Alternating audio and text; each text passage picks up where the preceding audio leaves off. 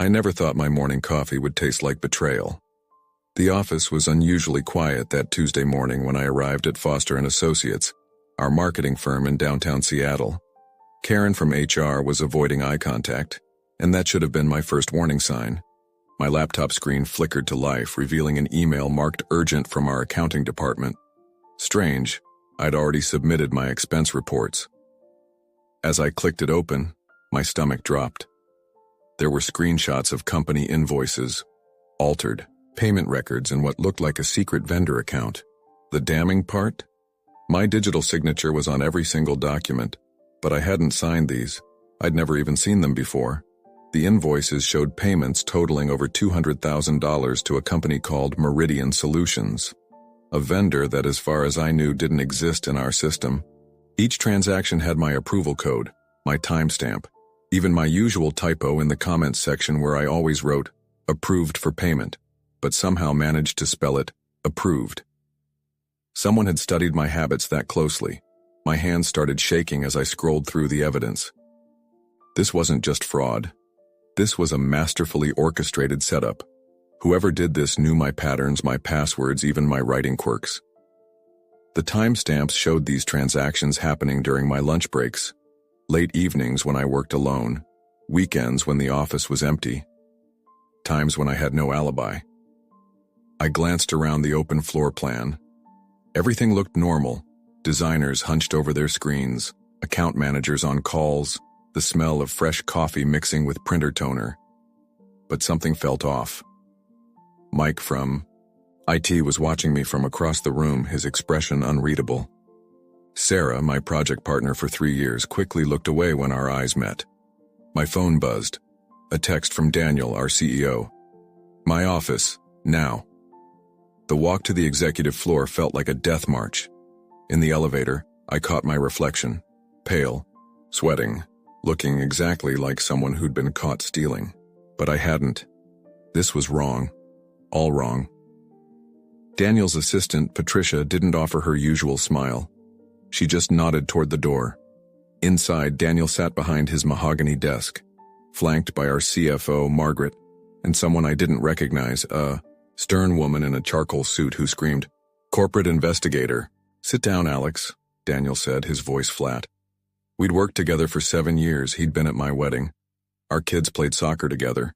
Now he looked at me like I was a stranger. Margaret slid a folder across the desk. More evidence. Bank records showing deposits into an account under my name, an account I'd never opened. Security footage of someone who looked remarkably like me entering the building at odd hours. Even a rental agreement for a storage unit in Tacoma, supposedly containing boxes of our client files. "I didn't do this," I said, my voice barely a whisper. "Daniel, you know me. Why would I?" "The evidence suggests otherwise," the investigator interrupted. "We've traced the Meridian Solutions payments. The company was registered 3 months ago. The listed address is a mailbox service, but the formation documents." She paused for effect. "They have your personal information, your social security number, your mother's maiden name." My mind raced. 3 months ago. What happened 3 months ago? The Johnson campaign launch, the merger talks, the promotion I'd received over. And then it hit me. 3 months ago, I'd been promoted to senior account director, the same position that 2 other people had been vying for. One of them still worked here.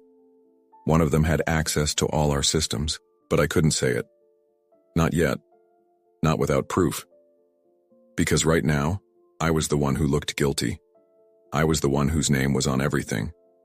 And somewhere in this building, someone was watching me drown in evidence they'd carefully planted, probably sipping their coffee and enjoying the show. Daniel cleared his throat. "I'm sorry, Alex, but effective immediately, you're suspended pending investigation. Security will escort you out. You'll need to surrender your badge, your laptop, and your company phone." The world blurred. 7 years of my life, my reputation, my career, all crumbling because someone had decided I needed to disappear. And the worst part? I could see it in their eyes. Even Daniel, who'd known me for years, had already convicted me. As security arrived at the door, I stood up slowly. This wasn't over. Someone in this building had done this to me, and I was going to find out who. But first I had to walk out of here with my head high, knowing that everyone would be watching, whispering, adding their own details to the story of Alex Chen, the executive who got caught with his hand in the company till. The elevator ride down was the longest of my life. The parking garage echoed with my footsteps as I walked to my car, carrying a cardboard box of personal items, family photos, coffee mug, the jade plant my daughter had given me. The security guard trailing behind me looked embarrassed. Tom had worked here almost as long as I had. "I'm sorry, Alex," he muttered as we reached my Accord.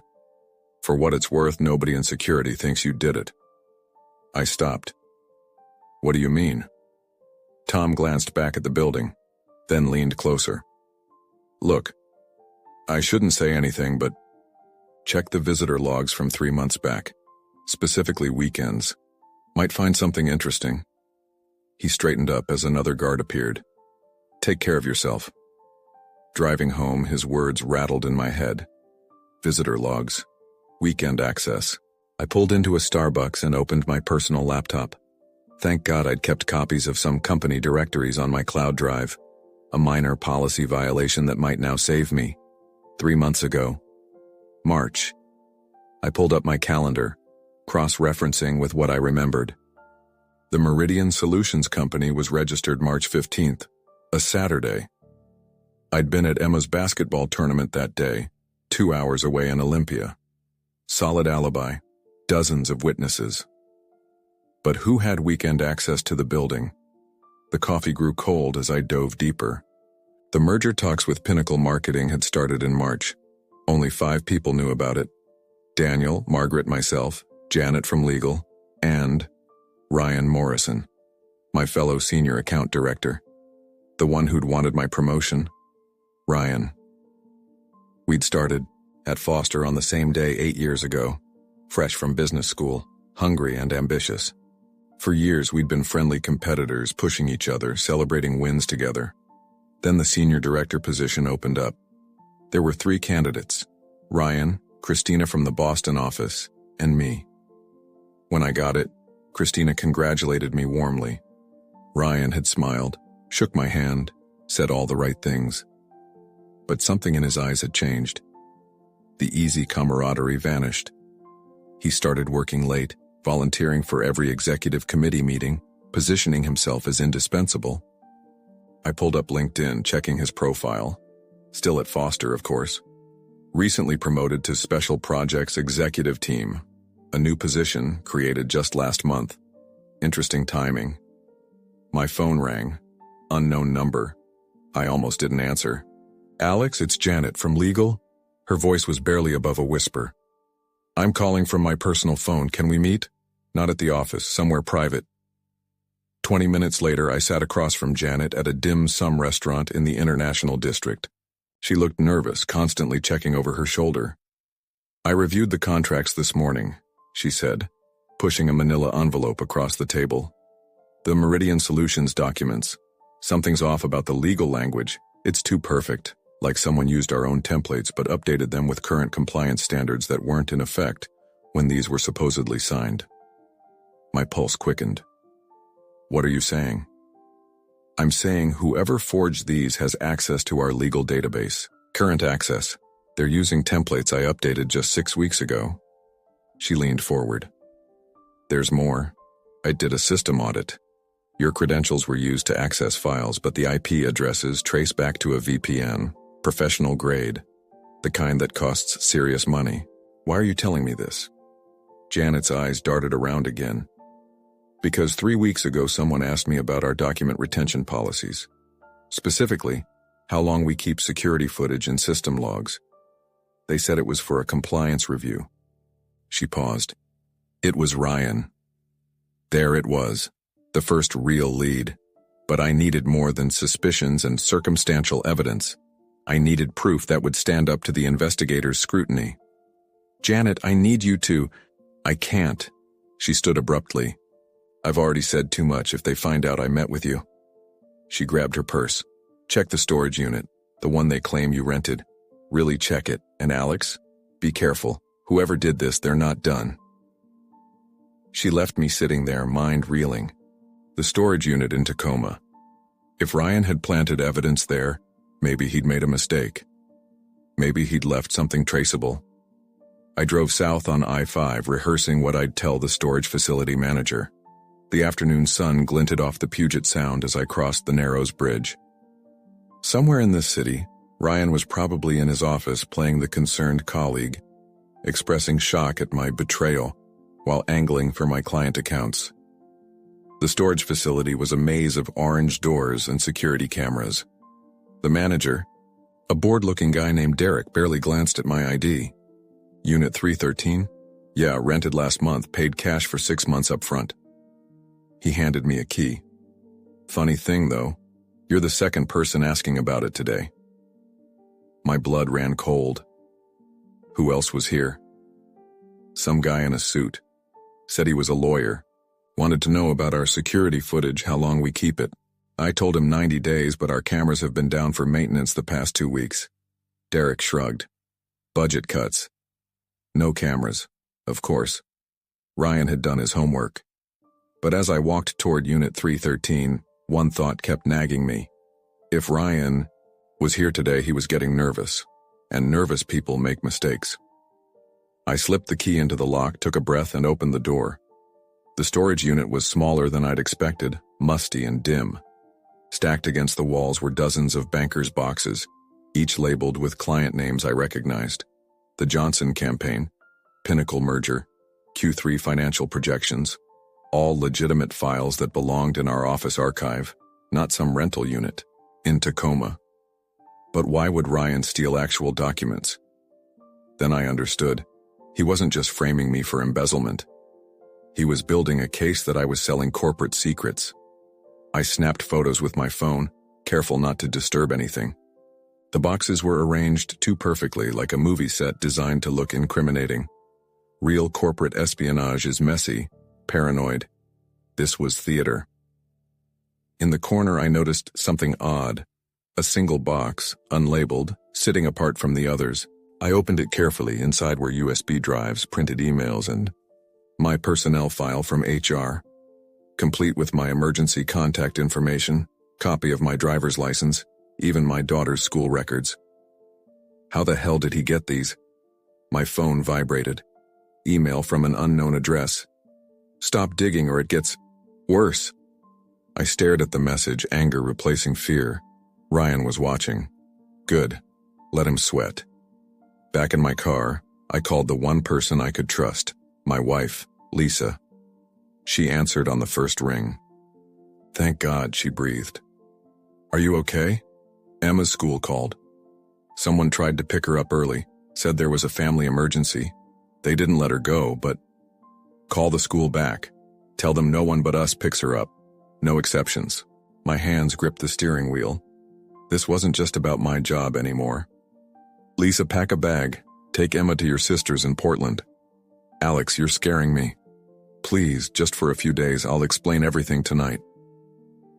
I drove back toward Seattle, but not home.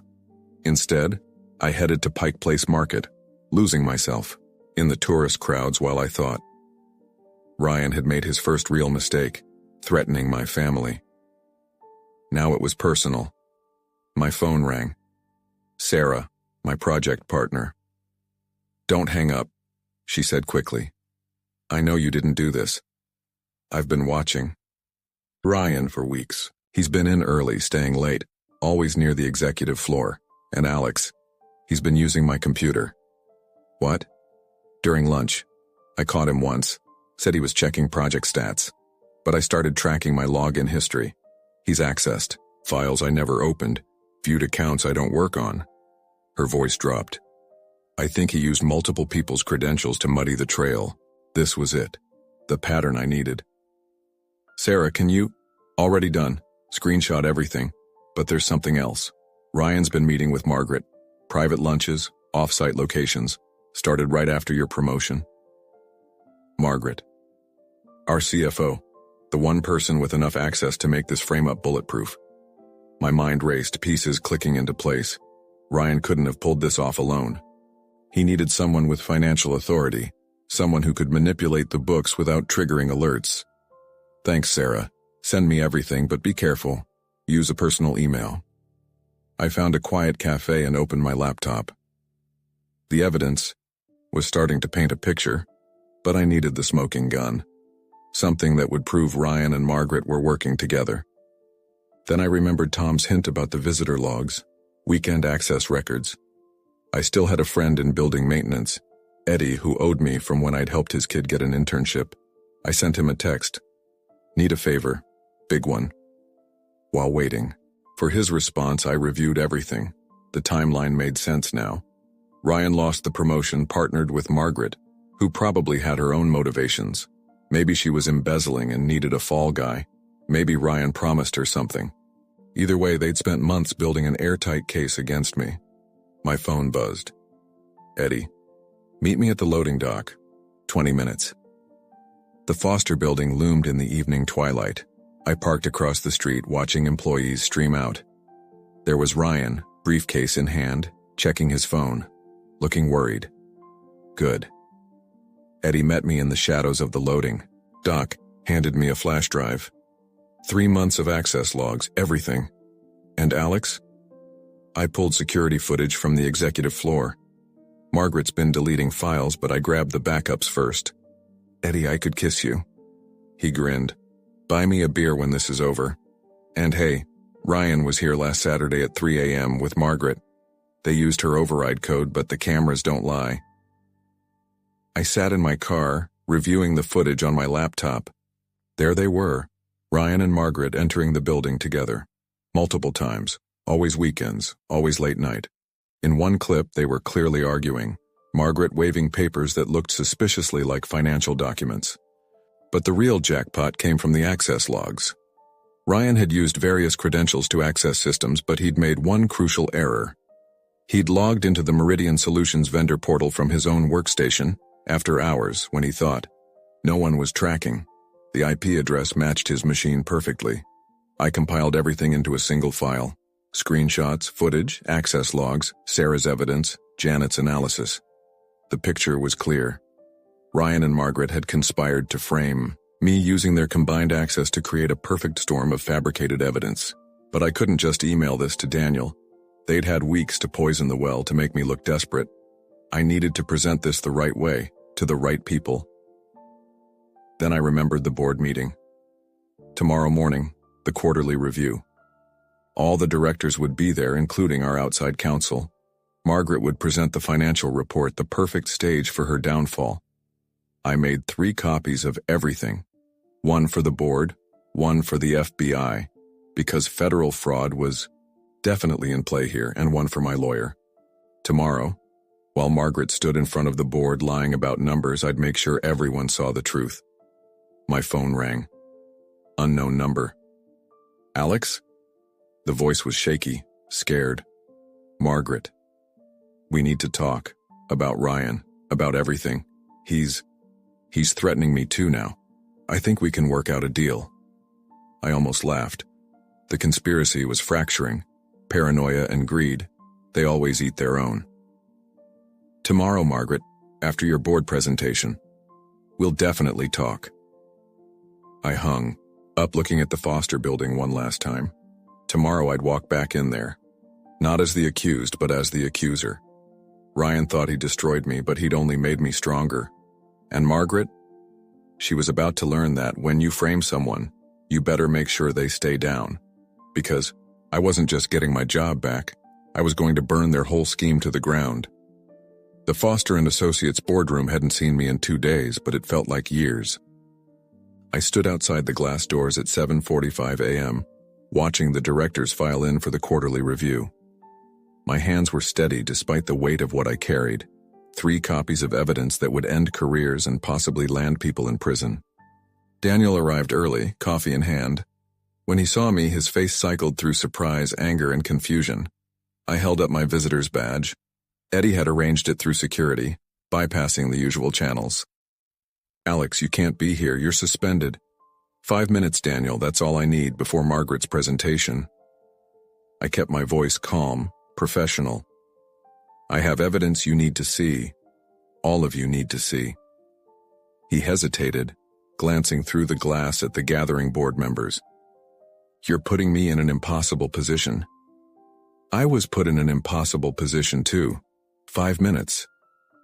Maybe it was the certainty in my voice, or maybe Daniel's gut told him something was off about this whole situation. He nodded once, sharply. 5 minutes, but security stays close.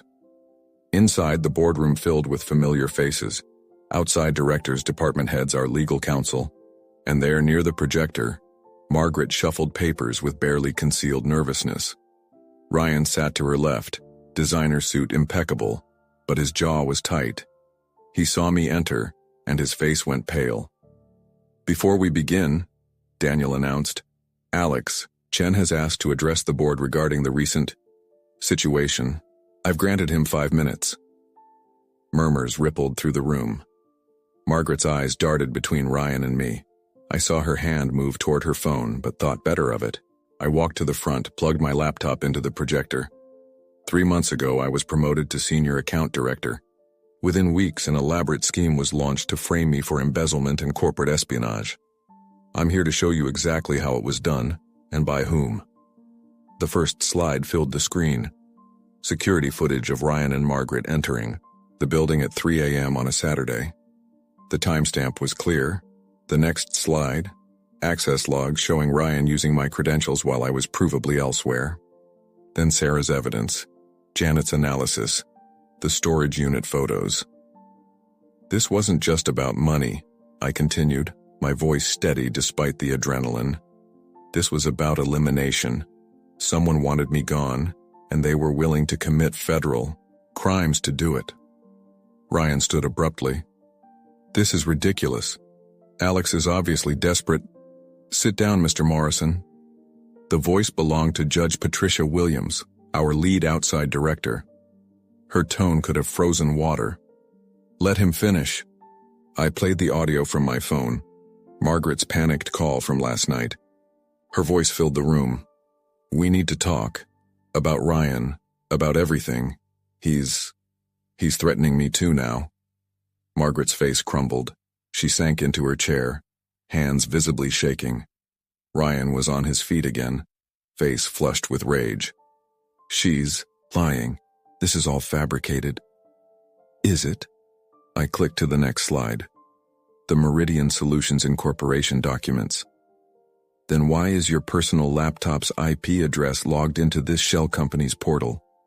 Why do the financial records show transfers authorized with Margaret's access codes during times when security footage places you both in her office?" The room erupted. Board members demanded explanations. Our legal counsel was furiously taking notes.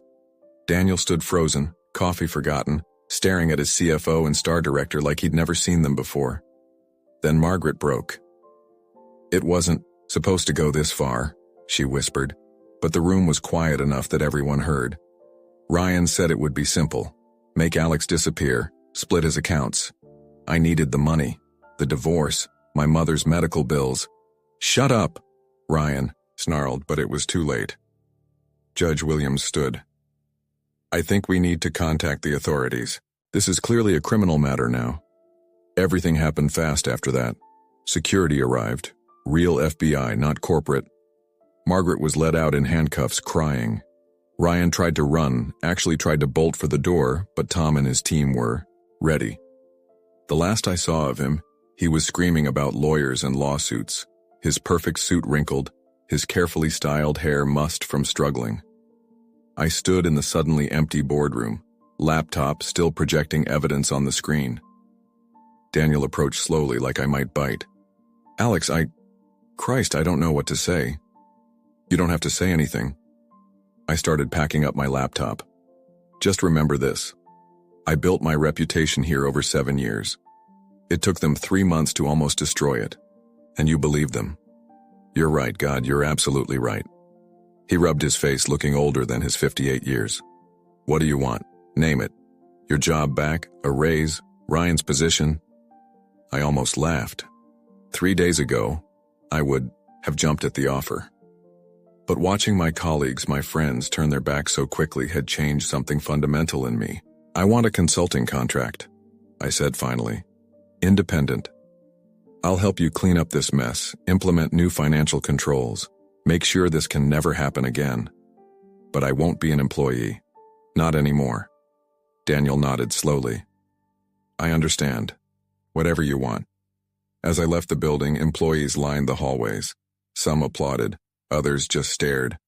Sarah hugged me, tears streaming.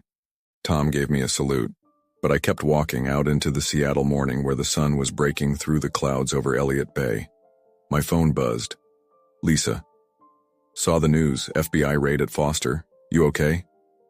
I smiled, really smiled, for the first time in days. I'm better than okay. I'm free. 6 weeks later, I sat in my new office, not at Foster & Associates, but in a converted loft in Georgetown with exposed brick and actual sunlight. Chen Consulting Group, simple, clean, mine. The FBI investigation had moved faster than anyone expected. Margaret flipped immediately, providing detailed records of her embezzlement scheme that predated Ryan's involvement. Apparently, she'd been skimming for 2 years, small amounts that added up.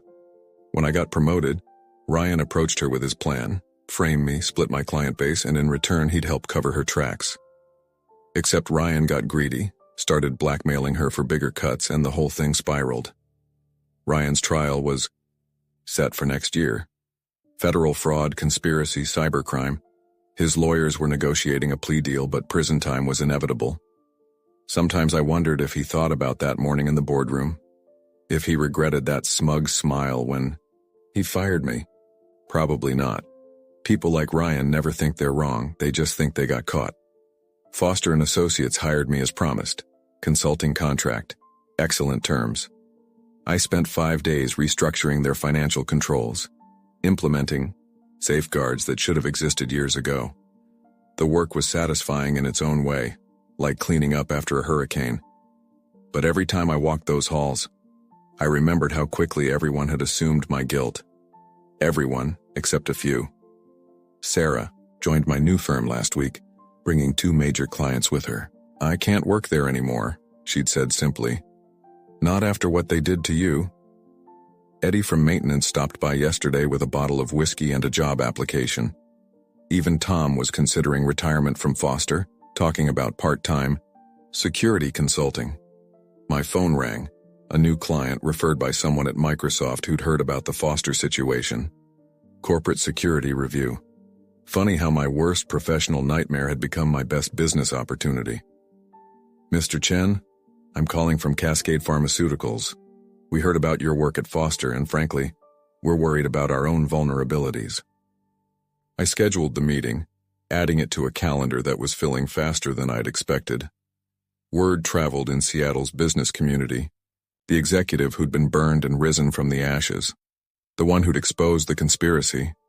Companies wanted that kind of insight, that hard-won paranoia. Lisa knocked on the door, lunch in hand. She'd taken a leave from her job to help me launch the business. The Times wants an interview, she said, setting down Thai food.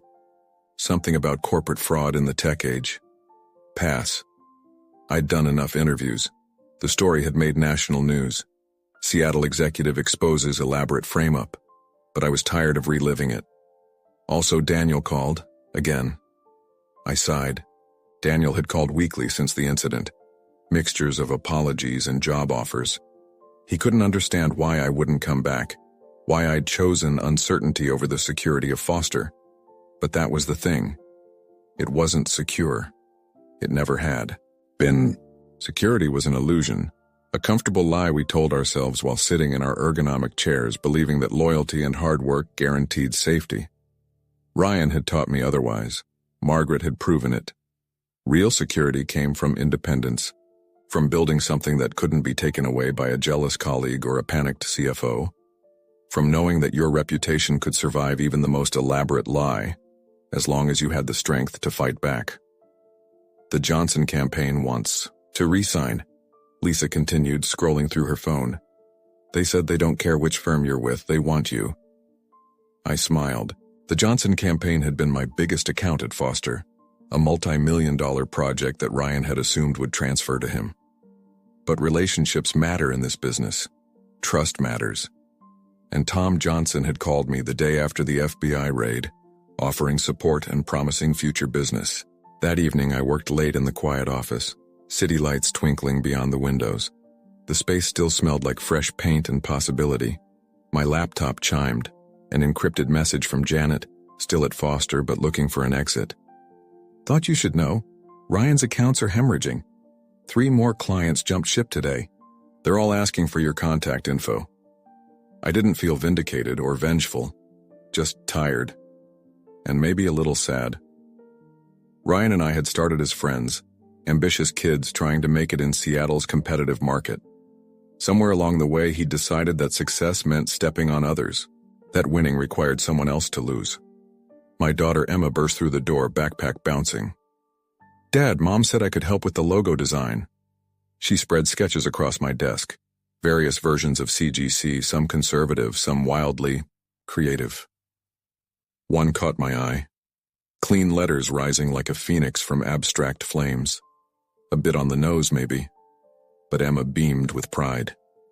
"That's the one," I said, hugging her. "Definitely that one." Later, as I locked up the office, I thought about second chances, about falling and rising, about the difference between a career and a calling. Foster & Associates had been my career. This, building something new, something untouchable, this was my calling. The Seattle skyline glowed in the distance as I drove home. Somewhere out there, Ryan sat in a federal detention center, probably still convinced he was the victim.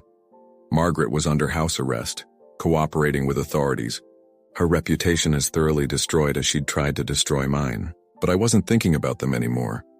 I was thinking about tomorrow's client meeting, next week's security audit, the new hire interviews scheduled for Friday. The future, not the past. My phone lit up with texts from former colleagues, potential, clients, friends checking in. Each message a reminder that while systems could be hacked and documents forged, real relationships endured. The conspiracy had failed not because I was clever, though the evidence had helped, but because enough people knew who I really was. And now, finally, I knew too. 1 year later, I stood before a packed auditorium at the University of Washington, business school. The speaking invitation had surprised me, corporate ethics in the digital age, but Professor Martinez insisted my story needed telling to the next generation of business leaders. The most dangerous threat to any organization, I told the sea of eager faces, isn't external competition or market forces. It's internal betrayal dressed as ambition. In the front row, a young woman raised her hand. But how do you balance healthy competition with ethical boundaries? Where's the line? I thought of Ryan, probably halfway through his 5-year sentence, now. His appeal had been denied last month. The line is simple. When your success requires someone else's destruction, you've crossed it. Competition should elevate everyone.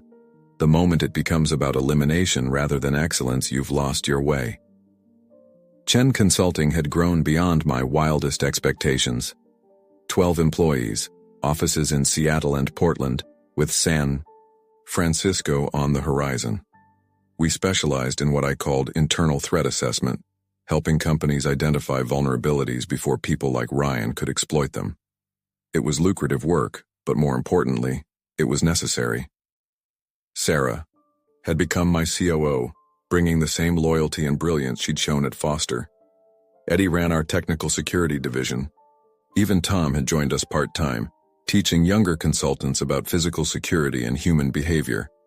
We'd built something special, a firm based on trust in an industry often devoid of it. Last week, Foster & Associates had made headlines, again. Daniel was stepping down as CEO, taking early retirement. The company never fully recovered from the scandal. Client confidence, once shattered, proved difficult to rebuild. They'd offered me the CEO position, a full-circle moment that felt more like dramatic irony than opportunity. I turned it down, of course. Foster was the past. Chen Consulting was the future. "Mr. Chen," another student called out, "do you ever regret leaving corporate life for entrepreneurship?" I smiled, thinking of my previous life, the corner office, the predictable salary, The illusion of security. Regret requires wanting something back. I don't want that life back. I wanted something better, and I built it. After the lecture, Professor Martinez walked me to my car. Thank you for sharing your story. These students need to hear that ethics aren't just abstract concepts.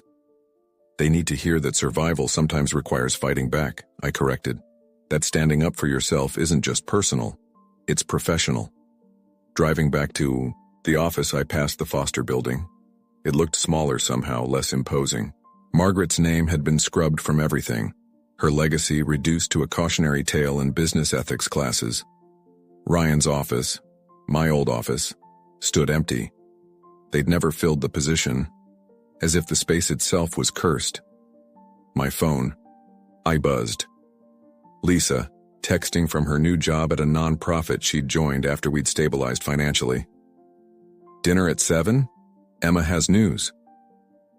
Emma, now 16 and fierce, had started her own small business, web design for local nonprofits. The apple, as they say, didn't fall far from the tree. But she'd learned the deeper lesson: build something no one can take from you.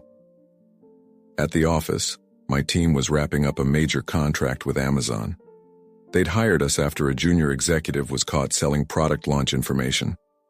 The investigation was delicate, requiring both technical expertise and human insight.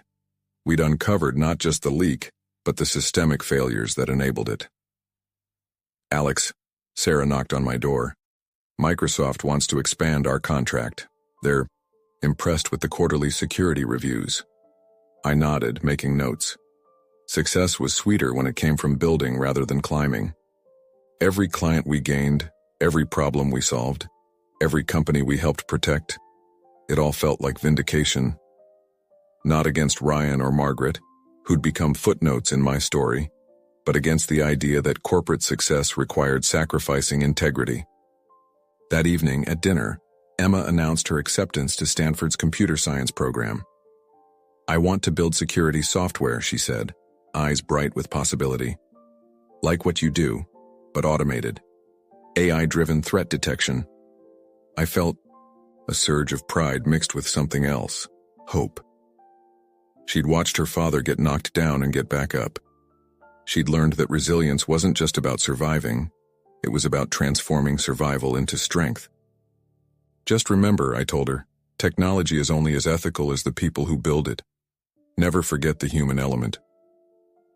Later that night, I stood on my home office balcony, looking out at the Seattle skyline. The city had been my battleground, my proving ground, my resurrection ground. Somewhere in federal prison, Ryan was probably lying on a narrow bunk, replaying his choices. Margaret had moved to Arizona, starting over as a bookkeeping consultant. Her finance executive dreams permanently ended, but I wasn't thinking about them. I was thinking about tomorrow's strategy meeting, next month's expansion plans, Emma's graduation, the book deal I'd finally agreed to consider. The future stretched out like the Puget Sound, vast, unpredictable, but navigable with the right tools. My laptop dinged, a LinkedIn message from a name I hadn't seen in years. Christina from the Boston office, the third candidate for that senior director position that had started everything. Alex, heard about your success with Chen Consulting. I'm leaving corporate too. Mind if I pick your brain about independent consulting? I smiled, typing back. Happy to help. First lesson. Your biggest crisis might be your greatest opportunity. Second lesson. Trust, once broken, becomes your most valuable metric for future relationships. As I hit send, I realized the truth in those words. The frame-up that nearly destroyed me had instead revealed everything worth building: a business based on trust, a reputation earned through adversity, and the knowledge that sometimes the best revenge isn't revenge at all. It's success. Authentic, hard-earned, untouchable success. The kind built on foundations that no conspiracy can shake, no jealousy can topple, no betrayal can undermine. And as the city lights twinkled below, I knew I'd finally found what I'd been looking for all along. Not just a career, but a purpose. Not just success, but significance. Not just survival, but transformation. The boy who'd fired me thought he was ending my story. Instead, he'd helped me write a better one.